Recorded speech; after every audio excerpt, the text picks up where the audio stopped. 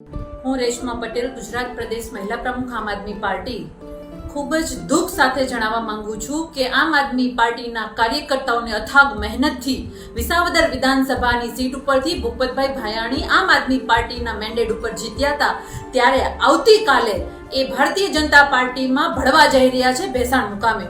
ત્યારે મારો સંકલ્પ છે કે આમ આદમી પાર્ટીના વફાદાર અને કર્મનિષ્ઠ કાર્યકર્તા તરીકે કે આ દ્રશ્ય અને આ પાપનું કાર્ય જે ભૂપતભાઈ ભાયાણી કરવા જઈ રહ્યા છે હું નહીં જોઈ શકું.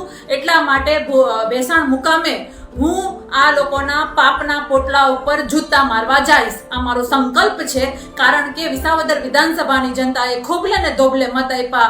આમ આદમી પાર્ટીના સંખ્ય કાર્યકર્તાઓએ પોતાના મહેનત અને પોતાના પરિશ્રમથી આ જે વિધાનસભા હતી એમાં આમ આદમી પાર્ટીને જીતાડી હતી. ત્યારે ભૂપતભાઈ ભાયાણીએ સમગ્ર વિસાવદર વિધાનસભાનો ગદ્દાર છે અને ગદ્દાર કરાર તો અમે બહુ પહેલા જ આપી ચૂક્યા છીએ. પરંતુ આજે જ્યારે એ ભારતીય જનતા પાર્ટીમાં વિધિવત જોડાવા જઈ રહ્યા છે ત્યારે અમે આ કૃત્ય નહીં જોઈ શક્યા. એનું પાપ ઉપર અમે જોડા ફેંકવા જાશું એ અમારો સંકલ્પ છે. ધન્યવાદ. જય હિન્દ.